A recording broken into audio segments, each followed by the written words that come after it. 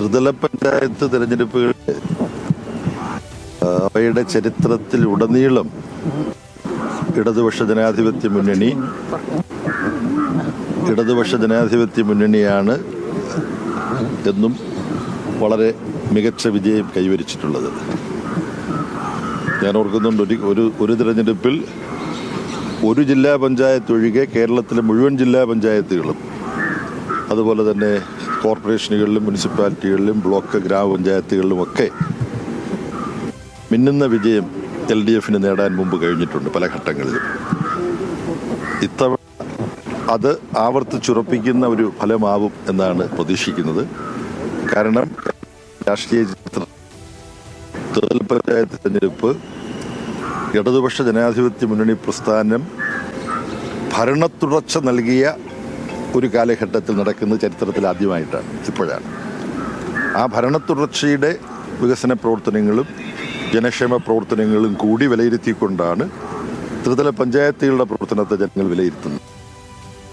തിരുവനന്തപുരം കോർപ്പറേഷനിലും തിരുവനന്തപുരം ജില്ലാ പഞ്ചായത്തിലും അതുപോലെ കേരളത്തിലുടനീളവും LDF വളരെ മികച്ച വിജയമുണ്ടാവും എന്ന ശുഭപ്രതീക്ഷയാണ് ഉള്ളത്.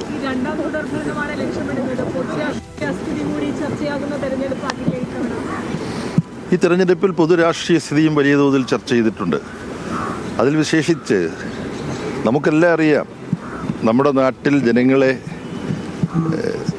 സമാധാനപൂർണമായ ജീവിതം ആഗ്രഹിക്കുന്ന ജനങ്ങളെ ഏറ്റവും കൂടുതൽ വിഷമിപ്പിക്കുന്ന ഒരു കാര്യം വർഗീയമായി ജനങ്ങളെ ഭിന്നിപ്പിക്കുന്നതാണ്, തമ്മിലടിപ്പിക്കുന്നതാണ്.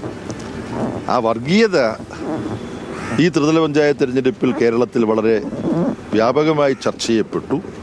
വർഗീയതയ്ക്കെതിരെ, എല്ലാതരം വർഗീയതകൾക്കുമെതിരെ വിട്ടുവീഴ്ചയില്ല നിലപാടെടുക്കുന്നത് ഇടതുപക്ഷ ജനാധിപത്യ മുന്നണിയാണ് എന്ന കാര്യം ഈ ത്രിതല പഞ്ചായത്ത് തെരഞ്ഞെടുപ്പിൻ്റെ കാലഘട്ടത്തിൽ കേരളം വ്യാപകമായി ചർച്ച ചെയ്തതാണ്.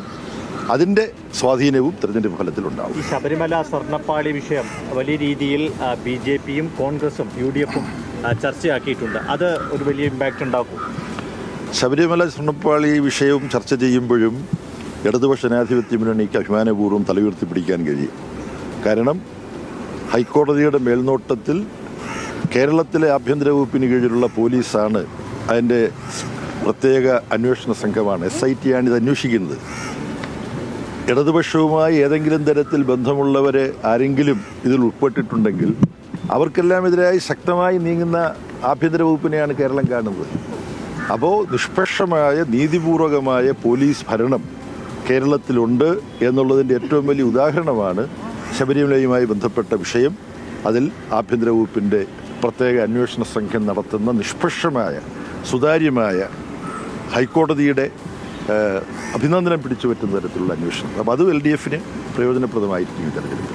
അമ്പലക്കള്ളന്മാരെന്നാണ് UDF വിളിക്കുന്നത്. അല്ല, അത് പിന്നെ അതിനെക്കുറിച്ച് ഞാൻ കൂടുതലൊന്നും പറയുന്നില്ല. ഈ കേന്ദ്രത്തിലും മറ്റ് സംസ്ഥാനത്തിലും ഒക്കെ കോൺഗ്രസ് ഭരണവുമായി ബന്ധപ്പെട്ട് എത്ര അഴിമതികളുടെ പട്ടികയാണുള്ളത്.